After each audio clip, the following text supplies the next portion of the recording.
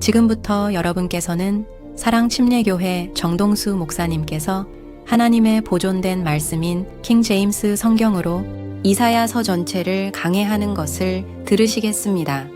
우리 주 예수님의 은혜와 화평이 충만히 넘치기를 간구합니다. 오늘 이 시간에는 이사야서 38장 말씀을 살펴보도록 하겠습니다. 지난 시간에 이제 말씀드린 대로 히스기야는 아주 위대한 그런 왕이었어요. 하나님 두려워하고 정말 경건한 삶을 살려고 하는 그런 왕이었는데 인생에 세 가지 위기가 닥칩니다. 첫 번째, 아시리아가 이제 침공을 해서 유다의 거의 모든 도시들이 다 이제 초토화가 되고 몇 개 남지 않았어요. 예루살렘이 이제 곧 침공당할 이와 같은 그 위기에 이제 빠지게 되고, 또 히스기야는 알 수 없는 이유로 죽을 병에 이제 걸리게 됩니다. 또 세 번째는 이제 39장 다음 시간에 이제 보게 될 텐데, 바빌론에서 이제 사절단을 보낼 때 하나님 의지하지 않고 자기 마음대로 하다가 어려움을 당하는 그런 일이 이제 성경에 기록되어 있습니다. 첫 번째하고 두 번째는 하나님의 은혜, 하나님의 도우심으로 히스기야 이걸 잘 넘겼어요. 그래서 이런 것도 이제 보면서 우리가 오늘은 이제 히스기야의 죽을 병과 그 다음에 하나님의 치유, 이런 제목으로 38장에 나와 있는 그런 말씀을 이제 보도록 하겠습니다. 잠깐 좀 요약을 하면 지난 2시간에 걸쳐서 36장, 그 다음에 37장을 살펴봤습니다. 36장은 이사야 당시에 아시리아의 이제 사네립이라고 하는 그런 왕이 많은 군대를 거느리고 그리고 유다를 이제 침공합니다. 그래서 여러 도시들을 이제 다 황폐화하고 라기스에서 랍사게와 그 다음에 다른 군대 장관들이 이제 예루살렘으로 보내고, 그래서 라기스에서 랍사게가 예루살렘에 도착해서 정말 그 36장에 가서 보시면 정말 사람이 듣기에, 특히 예수님 믿는 사람이 하나님을 이렇게 경배하는 이런 사람이 듣기에 너무나 모욕적인 그런 말을 히스기야와 그 다음에 유다 사람들에게 하는 걸 우리가 이제 볼 수가 있습니다. 자, 37장에는 너무나 큰 인생의 위기, 나라도 이제 곧 망할 것 같고 정말 하나님께서 그를 통해서 이루시려고 하는 그런 일, 자, 이게 어떻게 될 것인가 번민할 수밖에 없는 이런 상황이 히스기야에게 이제 닥치게 되는데, 그가 하나님 앞에 눈물을 흘리며 이렇게 도움을 요청하고 이런 그 히스기야를 돕기 위해서 하나님께서 직접 개입하시는 정말 위대한 그런 그 장면이 37장에 이제 기록이 되어 있습니다. 천사 하나가 하룻밤 사이에 아시리아의 군대 18만 5천 명을 죽이고 사네립이 이제 물러갔다가 시간이 지난 다음에 자기가 그렇게 교만하게 자랑하던, 자기가 섬기던 그런 신 니스록의 신전에서 예배를 드리다가 다른 사람도 아니라 자기의 친 두 아들에 의해서 암살당하는, 그래서 하나님의 말씀, 예언의 말씀이 성취가 되는 이런 걸 이제 보게 됐습니다. 이사야서 이 38장도 성경에 나오는 위대한 장 중에 이제 하나입니다. 22절로 이제 구성이 되어 있는데, 정말 경건하게 사는 사람들에게도 이런 병이 생길 수 있구나. 이런 병에 걸리면 우리가 인간이라고 하면, 특별히 하나님을 믿는다고 하면 어떻게 해야 되는가. 이런 그 문제에 대해서 많은 것을 생각하게 해주는 이런 말씀이 이제 그 안에 기록이 되어 있습니다. 기도하면 모든 병이 다 낫는 건 아니에요. 그럼에도 불구하고 저는 예수님을 믿는다고 하는 사람이라면, 그러면 병에 걸리면 하나님께 간절히 기도해야 된다. 저는 이렇게 이제 생각을 하고 있습니다. 역시 위얼스 목사님의 강해를 중심으로 여러분에게 말씀드리도록 하겠습니다. 여기 36, 37, 38, 39 이렇게 4장이 기록이 되어 있는데, 지난 한두 번 말씀드린 것처럼 이게 연대순으로 기록이 된 것 같지는 않다. 그래서 여러 학자들이 38장, 39장이 36장하고 37장 전에 일어난 그런 사건들이다, 이렇게 이제 이야기하고 있습니다. 왜 그러냐 하면 여기 38장 이야기가 나오는데 여기 하나님의 치유의 말씀 그와 더불어 6절에 내가 너와 이 도시를 아시리아 왕의 손에서 구출하고 이 도시를 보호하리라. 이게 미래의 말씀인데 이미 이것이 37장 끝부분에서 이미 성취가 됐거든요. 이렇기 때문에 38장, 39장은 그 전에 일어난 그런 사건일 거다. 이렇게 이제 우리가 이제 생각을 해볼 수가 있습니다. 여하튼 좋지 않은 그런 상황이에요. 아시리아의 이제 그 침략이 임박한 그런 상황입니다. 지금 우리는 자유로운 국가 이제 대한민국에서 대통령이 있는 이런 나라에서 이제 사는데 이게 대통령이든 아니면 총리든 나라를 이끄는 이런 지도자가 부상을 당하거나 또 혹시 이렇게 뭐 죽임을 당하거나 이렇게 되면은 정말 모든 사람들의 그 삶에 영향을 미치게 됩니다. 자, 지금 여기는 아시리아가 지금 막 계속해서 이제 침공을 하려고 하는데 그 나라의 왕이 지금 죽을 병에 걸린 겁니다. 죽을 병에. 자, 이렇게 되면 왕도 문제지만 유다 백성들의 상태가 어떠했을까? 적군이 막 지금 침입해 들어오려고 지금 저 코앞에 와 있는데 왕이 죽을 병에 걸렸어요. 자, 이렇게 됐을 때 그 백성들의 상황이 어떠했을까? 또 히스기야는 대단히 경건한 이런 왕이었는데 그럼 히스기야를 대신해서 누가 유다를 다스릴 수 있을까? 이런 생각을 할 수밖에 없는 아주 급박한 그런 상황이 여기에 이제 소개가 되어 있습니다. 근데 또 다른 큰 문제가 이제 있었어요. 그 뭐냐? 히스기야에게는 아들이 없었습니다. 아직 아들이 없어요. 한 명도.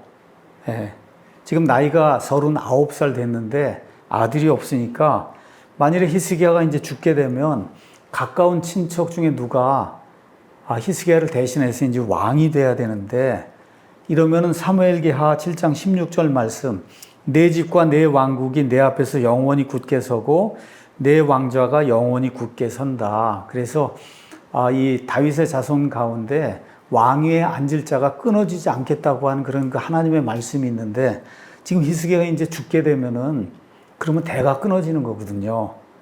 그럼 하나님의 이 약속이 어느 면에서 이제 실패하게 되는 건데 근데 더구나 이 실패하는 것도 흥왕할 때 실패하는 게 아니라 유다가 정말 가장 어려울 때 이런 하나님의 약속이 실패로 끝난다고 하면 백성들에게 어떠한 타격을 줄까? 또 하나님에 대한 그 신뢰, 이거를 잃지는 않을까, 백성들이. 이런 그 위기의 시점에 하나님께서 히스기야의 기도를 들으시고 그리고 그를 구출해 주시는 그런 내용이 정말 아름답게 이 안에 기록이 되어 있습니다. 1절 가서 보면 그 당시에 히스기야가 병들어 죽게 되매 아모스의 아들 대언자 이사야가 그에게 와서 그에게 이르되 주께서 이같이 말씀하시기를 내 집을 정리하라 내가 죽고 살지 못하리라 하시나이다 하니 이에 히스기야가 자기 얼굴을 벽 쪽으로 돌리고 하나님께 이제 기도했다.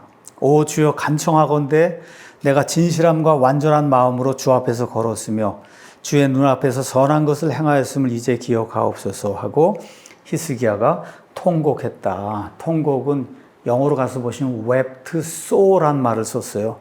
sore라고 하는 건 이렇게 무슨 상처가 나거나 이런데 여기 소금이 닿거나 그러면 굉장히 쓰라리고 아픈 거 이게 sore거든요. 그러니까 그렇게 비통한 그런 그 심정으로 하나님께 눈물을 흘리며 기도했다. 성경이 지금 그렇게 이야기하고 있는데 참 대언자의 사명이 무언가 하는 거를 생각해 보면 정말 대언자가 하는 일이 정말 하나님을 대신해서 하는 그런 일이 막중한 그런 일이구나. 좋은 것도 가서 전달해야 되고 나쁜 것도 전달해야 되고 하는데 지금 코앞에 지금 전쟁이 지금 벌어지려고 하는 이런 시점에 그 전쟁을 진두지휘할 그 왕이 병들었는데 너 죽을 거다. 이걸 가서 대언하라고 하니 이사야 대언자의 마음이 얼마나 아팠겠어요. 자, 그래서 히스기야가 이제 기도하죠. 히스기야가 기도합니다. 저나 여러분 모두 누구나 다 어려움 당하면 기도해야 됩니다. 그래서 먼저 히스기야는 기도할 수 있는 어떤 개인적인 시간 아니면 공간 이런 걸 얻기 위해서 벽을 향해서 기도했다고 성경이 그렇게 이야기합니다. 어떤 사람들은 히스기야가 이렇게 비통하게 울면서 이렇게 기도한 거, 이걸 두고 참 이건 이기적인 기도다. 이렇게 이제 비판을 하는데, 저는 그렇게 생각하지 않습니다. 기도는 연약한 사람이 연약하잖아요. 부족해요. 죽을 수밖에 없어요. 이런 사람이 히스기야가 그 전장에서 하늘과 그다음에 땅을 만드신 그 하나님, 그 하나님께 기도하는 것처럼 우리의 생명, 생사, 화복 이런 걸 주관하시는 그 하나님께 도와달라고 이렇게 요청하는 SOS를 치는 거기 때문에 아마 믿음을 가진 사람이라고 하면 병이 걸렸을 때 누구라도 다 히스기야처럼 그렇게 기도하지 않겠나 저는 그렇게 이제 생각을 합니다. 또 사람이기 때문에 자기에게 맡겨진 그런 일이 있거든요. 히스기야 같으면 지금 나라를 지금 보호해야 돼요. 히스기야가 또 다윗에게 하나님께 주신 그 말씀을 잘 이해하고 있어요. 메시아가 나와야 돼요. 이런 모든 것들 이거 가능하면 내가 살아남아서 계속해서 하나님 섬기면서 이런 것들을 이루어야 되겠다. 이렇게 생각하는 거는 인간이라면 당연한 그런 일이다. 또 히스기야는 자기의 왕좌에 앉을 그런 아들이 없잖아요. 그렇죠? 또 유다 민족에 대한 미래, 이게 어떻게 될 것인가. 이런 어떤 부담도 있고 어느 면에서 두려움도 있고 마음에 큰 짐이 있었기 때문에 지금 이렇게 하나님 앞에서 통곡하며 기도하지 않았을까 이런 생각을 합니다. 말씀드린 대로 히스기야는 당시 나이가 39살, 그 이후부터 15년 연장 받아서 54세에 이제 죽는데 지금 히스기야가 뭐라고 이야기하냐. 하나님 간청합니다. 내가 진실함과 완전한 마음으로 주 앞에서 걸었으며 주의 눈앞에서 선한 것을 행하였음을 이제 기억하옵소서 하고 통곡했다. 이렇게 이제 되어 있습니다. 어느 면에서 구약식으로 이제 기도한 거고 사실 이것도 신약식, 구약식이다 이거 나눌 필요도 없어요. 사실 구약 시대에는 진실하게 하나님을 섬기면 하나님께서 그에게 장수하는 복을 주겠다고 그렇게 약속해 주셨습니다. 땅의 백성, 이스라엘 백성에게. 그런데 지금 우리가 신약 시대에 살아도 이렇게 젊은 나이에 죽게 되고 어려운 병에 걸리게 되면 글쎄 저라도 어느 누구라도 예수님 믿는다고 하면 예수님께 기도하지 않겠는가 이런 생각을 이제 하게 됩니다. 그래서 계속해서 살아남아 있으면서 하나님을 섬기며 또 유다 민족을 향한 하나님의 뜻 이걸 내가 이루어야 되지 않겠는가 이런 생각 속에 하나님 도와주셔서 내 목숨을 좀 연장해 주시기 바랍니다 하고 하나님께 울면서 이제 기도하는 이런 내용이 그 안에 기록이 돼 있어요.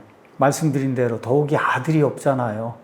아들이 있어야 이 메시아 왕국이 이어질 텐데. 자, 그래서 자기 목숨을 위해서 또 아들을 이제 낳기 위해서 이런 여러 가지 것들도 있지만 또 자기가 죽게 되면 자기가 이스라엘의 대장으로서 이끌어야 될 이런 백성이 있는데 이 백성들을 어떻게 될 것인가 이런 막중한 이런 부담감 이런 걸 안고 하나님 앞에 들어가서 울지 않았을까 이런 생각이 좀 듭니다.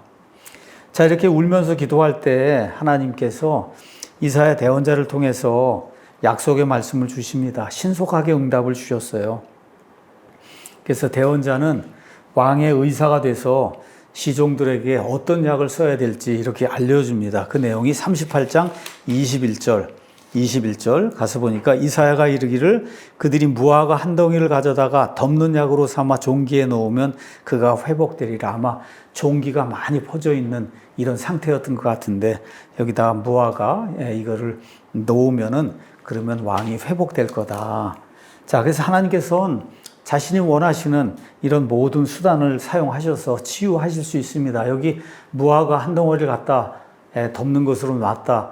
이게 만병통치가 될 수는 없는 건데 하나님께서 이러한 방법으로 지금 히스기야를 구원해 주신 내용이 그 안에 기록이 돼 있고 또 왕이 15년을 더 살 거다. 이런 약속의 말씀을 이제 줍니다. 5절에.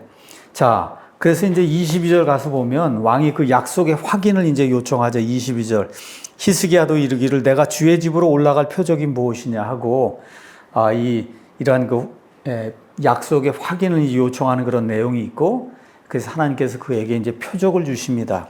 그 표적 주시는 내용이 여기 가서 보니까 5절에 주 곧 내 조상 다윗의 하나님이 이같이 말하노라. 내가 내 기도를 들었고 내 눈물을 보았다. 보라, 내가 내 날들에 15년을 더해주며 이 도시를 구출하겠다. 그 다음에 7절에 표적을 내가 주겠다. 그 표적이 뭐냐? 내가 아하스의 해시계에서 내려간 각도의 그림자를 다시 뒤로 10도 물러가게 하리라 하시니, 이 해가 자기가 내려간 각도만큼 10도를 되돌아갔다. 이런 내용이 이 안에 이제 기록이 되어 있습니다.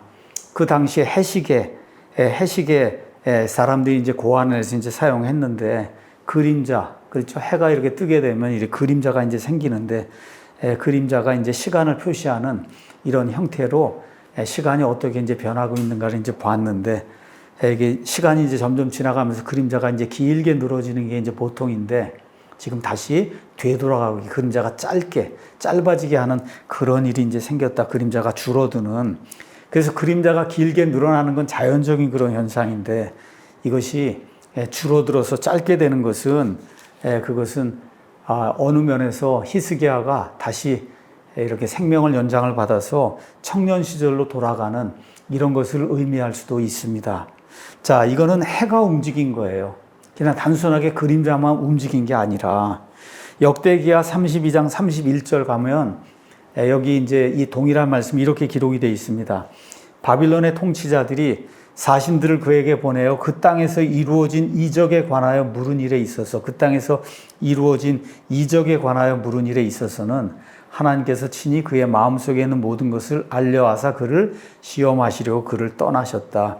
그 땅에서 이루어진 그 이적, 이것이 바로 히스기야가 치유된 그 일이 아니겠느냐. 그래서 결국은 이거를 보고 바빌론의 이제 왕이 사절단을 이제 보내는 그런 내용이 그 다음에 이제 기록이 되어 있는데, 우리 하나님은 해를, 태양을 무에서 유로 말씀으로 창조하실 수 있는 그런 권능이 있고, 또 더구나 해와 달을 세우실 수도 있어요. 참 이게 놀라운 그런 말씀입니다. 우리 여호수아기 가서 보시면 여호수아기 10장 12절에서 13절, 여호수아가 모세의 뒤를 이어서 이 가나안 땅에 들어가서 실제로 가나안 땅을 정복하는 그런 일을 합니다. 그래서 그 아모리 사람들을 정복하는 그런 내용이 있는데, 가서 보면 12절에 그때 주께서 이스라엘 자손 앞에서 아모리 족속을 넘겨주시니, 그 날에 여호수아가 주께 말하고 이스라엘의 눈앞에서 이르되, 해야 너는 기브온 위에 멈추어 서라. 달아 너는 아얄론 골짜기에서 그리할지어다 하며, 해가 멈추어 서고 달이 멈추어 서서 마침내 이스라엘 백성이 자기 원수들에게 원수를 갚았는데, 이것이 야셀의 책에 기록되어 있지 아니하냐. 이렇게 해가 하늘 한가운데 머물러 서고 거의 온종일 속히 내려가지 아니하였다. 그렇게 해가 떠 있으니까 이스라엘 백성이 계속해서 이 아모리 족속을 내려칠 수 있는 이런 시간적 여유가 이제 생긴 거죠. 그래서 거기 기브온, 그 다음에 아얄론이라고 하는 데서 해가 멈춰서고 그 다음에 달이 멈춰서는 그런 일이 있었다. 근데 여기는 뭐라고 오게 돼 있냐? 주께서 사람의 목소리에 귀를 기울이신 그와 같은 날, 이번엔 길게 오랫동안 멈춰 쓴 거고, 지금은 해를 움직여서 뒤로 돌아가게 하신 그런 일이 이 안에 이제 기록이 되어 있습니다. 자, 히스기야가 병에 걸린 거 이런 거 보면서 하나님을 믿는 사람들에게도 병 걸리는 그런 일이 있구나. 병에 걸리는 그런 일이 있구나. 이런 걸 우리가 좀 생각을 해봐야 될 것 같아요. 특별히 성도들에게도 하나님의 징계가 있다. 여기 무슨 이유로 병에 걸렸는지는 알 수가 없지만 아마 하나님의 징계가 아니었을까. 히브리서 12장 가서 1절부터 11절 가서 보면 아들에게는 아버지가 징계를 한다. 근데 아들이 아닌 사생아는 자기 아이가 아니기 때문에 잘하든 못하든 징계하지 않는다. 그래서 우리가 구원받고 심각한 죄를 지으면 반드시 하나님의 징계가 온다는 거. 인정하기 힘들지만 이게 사실이라고 히브리서가 우리에게 이제 기록을 해주고 있습니다. 사랑하는 아버지께서 그 아들이 잘 되도록 비뚤어 나가는 거, 이걸 바로 잡기 위해서 징계하는 그런 일, 그 일이 반드시 생긴다고 하는 걸 저와 여러분이 기억하면 좋을 것 같습니다. 자, 또 다른 약속 6절은 아까 말씀드린 대로 이 아시리아가 이 유다를 이제 완전히 멸절시키지 못한다, 이런 그 약속의 말씀을 이제 주신 거죠. 자, 9절에서 20절은 히스기야의 아름다운 어떤 묵상의 시가 이 안에 이제 기록이 되어 있습니다. 깊이 죽게 됐으니까 여러분과 저도 마찬가지 아니겠어요? 특별히 지금 여기 39살에 나라가 지금 위기에 처해 있는데 지금 자기가 죽게 됐으니 자기의 그 죽을 병에 대해서 깊이 생각하지 않겠습니까? 그래서 히스기야가 자기의 병에 대해서 깊이 생각하고 하나님의 은혜에 대해서 생각하는 너무 아름다운 이런 시편의 말씀이 이 안에 이제 기록이 되어 있습니다. 여기 20절 가서 보시면 주께서 나를 구원하려 하셨으니 그러므로 우리가 살아있는 모든 날 동안 우리가 주의 집에서 현악기에 맞추어 나의 노래를 부르리라. 그래서 이 시편의 저자다 히스기야가 구약 성경을 필사하는 학자들, 이런 그룹을 히스기야가 감독했다는 그런 내용이 잠언 25장 1절에 나옵니다. 이것들도 솔로몬의 잠언이요 유다 왕 히스기야의 사람들이 베껴 쓴 거다 해서 이 잠언의 말씀 25장 그 이후에 나오는 그런 잠언의 말씀이 히스기야 당시의 사람들이 베껴 쓴 그런 거다, 성경이 그렇게 이야기하고 있습니다. 이 아름다운 묵상의 시에서 히스기야는 질병과 회복을 이제 경험하면서 느낀 감정을 우리에게 잘 전달해 주고 있습니다. 그래서 자기에게 이렇게 생겨난 일, 자기가 경험한 거, 이런 거를 몇 가지를 우리에게 이제 이야기해 주고 있어요. 이 시는 정말 인생이 무엇인가, 어려움을 당할 때 우리가 어떻게 하나님 앞에 기도해야 되는가, 이런 걸 보여주고 있습니다. 11절에서 15절은 본인이 죽는다는 것을 이제 직감한 거, 직감하고 나서 이거를 글로 옮겨 놓은 거고, 16절에서 20절은 하나님께서 이 사망의 골짜기에서 자기를 구출해 주신 그 하나님의 은혜, 이거를 이제 기록하고 있습니다. 먼저 하나님께서는 그에게 삶에 대한 그런 새로운 인식을 주셨어요. 그 전까지는 깨닫지 못하던 거, 우리도 마찬가지인 것 같습니다. 생명을 빼앗기 전까지는 모든 사람이 다 생명, 매일같이 일어나 숨쉬고 하는 이런 모든 게 당연하다, 이렇게 생각하는데, 그런데 실제로 이렇게 히스기야처럼 죽음의 문턱 앞까지 갔다 온 그런 사람은 이런 그 인생을 바라보는 그런 관점에 변화가 생긴다는 거죠. 그래서 히스기야는 죽음이라고 하는 거, 이거는 우리가 여행 떠나잖아요. 여러 여정 거쳐가고 맨 끝에 이게 도달하는 게 이게 죽음이다, 이렇게 얘기했고, 11절 12절에 죽음은, 사망은 장막이 무너지는 거다, 장막이 무너지는 거다. 그래서 고린도후서 5장 1절에서 8절에도 사람이 죽는 거, 이게 우리의 장막집이 해체되는 거다, 이런 말씀이 그 안에 기록이 되어 있습니다. 그 다음에 38장 12절도 가서 보면 배틀에서 배를 끊어내는 거, 배를 끊어내는 거, 이게 죽는 거다. 그런 의미에서 보면 삶은 이런 실타래와 마찬가지로 어느 면에서 굉장히 연약한 거다. 이게 끊어지면 죽는 거잖아요. 끊어지면. 자, 그 다음에 히스기야는 기도에 대해서 또 새로운 것을 이제 읽게 됩니다. 13절, 14절에 내가 아침부터 생각하되 그분께서 사자가 하듯 그렇게 내 모든 뼈를 꺾으시고 낮부터 밤사이에 주께서 나를 끝내시리라고 생각하였노라. 학이나 제비같이 나도 그렇게 지적이고 비둘기같이 애곡하였으며 내 눈은 위를 바라보느라 쇠하는도다. 오 주여, 내가 억눌려 싸우니 나를 위해 이 일을 떠맡아 주소서. 영어로 언더테이크 해달라고 그런 얘기가 나오는데, 정말 떠맡아 달라는 거죠. 내 힘으로 할 수가 없으니까 너무너무 힘든 거예요. 너무너무 이게 이 병을 이기기가. 그래서 밤에는 사나운 사자의 공격을 받는 연약한 짐승처럼 자신이 그렇게 이제 느껴졌고, 낮에는 힘없는 새처럼 이제 느껴진 겁니다.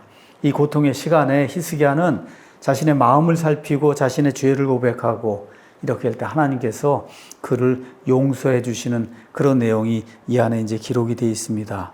17절, 보소서 평안을 얻으려고 내가 큰 쓰라림을 겪었으나 주께서 내 혼을 사랑하사 부패 구덩이에서 그것을 구출하셨으니 주께서는 내 모든 죄들을 주의 등 뒤로 던지셨나이다. 이런 죄들의 고백, 회개가 있고 하나님께서 그걸 받아주시고 그리고 이런 죽고 사는 그런 문제를 또 맡아주시는 이런 내용이 이 안에 기록이 되어 있는데 14절에 나를 위해 이 일을 떠맡아 주셔서 우리가 이렇게 이제 번역을 했는데 이 말은 나를 위해 보증인이 되시고 나와 함께 재판자리에 함께 서주시기 바랍니다. 이런 그 내용으로 우리가 이해할 수가 있습니다. 자, 15절에서 20절은 이제 다시 한번 살게 됐으니까 내가 하나님을 정말 새로운 마음으로 섬기겠습니다 하며 감사로 이제 끝을 맺는 내용이 그 안에 기록이 되어 있어요. 그래서 병이 나은 이후에 걸음걸이에 새로운 겸손이 있었고 그의 마음에는 주님을 향한 더 깊은 사랑이 있었고 그의 입술에는 찬양의 새 노래가 있었다. 그래서 평생토록 주님의 은혜를 찬양하겠다. 이런 그 새로운 결심을 하게 됐어요. 자, 그래서 우리 시편 90편 12절 가서 보면 모세의 노래가 그 안에 이제 기록이 되어 있는지 우리에게 우리의 날수 세는 것을 가르치사 우리가 지혜에 이르도록 우리 마음을 쓰게 하소서. 사람이 다 죽는다는 거, 언젠가는 우리의 장막집이 해체된다는 거, 그게 날수를 세는 거거든요. 그래서 늘 우리의 마음을 그런 데 집중을 하고 끊어질 날이 있다. 그래서 남은 시간, 우리에게 주어진 이런 시간을 정말 하나님을 위해서 유익하게 써야 되겠다. 이렇게 이제 우리가 생각을 해야 될 것 같습니다. 말씀드린 대로 어떤 사람들은 히스기야가 이렇게 자기 목숨을 하나님께 이제 살려달라고 간구한 게 잘못됐다. 이렇게 주장을 해요. 그 주장한 그 이유 중에 하나가 뭐냐. 3년 후에 그에게 므낫세라고 하는 아들이 태어납니다. 열왕기하 21장 1절 가서 보면 므낫세가 12살에 왕이 됐다고 하니까 그러니까 이 병에서 이제 치유가 돼서 이제 3년쯤 지났을 때 므낫세가 이제 태어난 거예요. 자, 근데 므낫세는 유다 왕조의 역사상 가장 사악한 왕으로 평가가 되고 있고 근데 통치 기간도 엄청 길었어요. 55년 동안 통치했어요. 그러니까 어떤 사람들은 이거 므낫세 이거 후계자로 삼지 않고 후계자 없이 그냥 죽었으면 이런 일이 일어나지 않았을 거 아니냐. 이렇게 생각하면서 히스기야가 기도한 게 잘못됐다. 이렇게 이제 생각을 하는데 그래서 저는 그렇게 이제 생각하지 않습니다. 자, 다른 후계자가 더 나았을 거다. 그건 우리가 알 수가 없죠. 므낫세보다 더 나쁜 사람이 등장할 수도 있었을 테니까. 근데 또 므낫세가 결국은 회개하고 돌아옵니다. 또 므낫세의 아들 아몬이 있고 아몬의 아들 요시아가 있는데 이 므낫세의 손자 요시아가 히스기야만큼이나 또 경건한 그런 하나님의 사람이에요. 그래서 유다 민족이 하나님께 돌아오게 하는 그 일을 위해서 애를 쓴 그런 사람입니다. 사실 므낫세는 하나님의 징계를 받은 다음에 전적으로 회개하고 주님을 섬기면서 여생을 마감했다고 역대기야 33장 11절에서 20절이 우리에게 이야기하고 있습니다. 그래서 이미 지나간 그런 일을 가지고 하나님이나 아니면 역사를 추측하는 것은 별로 현명한 일이 못 된다.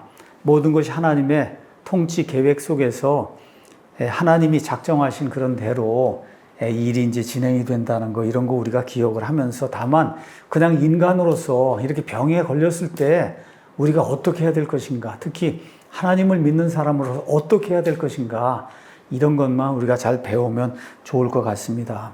그래서 인간이 연약한 존재라는 거, 기도는 우리보다 강하시고 우리를 만드신 그 하나님, 그 하나님께 도움을 요청하는 거, 그 이상도 아니고 그 이하도 아니에요. 기도를 들어주시고 들어주지 아니하시는 것은 하나님이 정하시는 거예요. 하나님의 뜻에 달려 있습니다. 자, 히스기야가 기도하고 또 응답을 받고 그렇게 되는 일이 우리 가운데 많이 있었으면 좋겠어요. 죽음에 대한 그의 묵상, 여기에만 나옵니다. 다른 데 안 나와요. 이런 거 다시 보면서 인생이 무엇인가 깊이 생각해 보면 좋을 것 같습니다.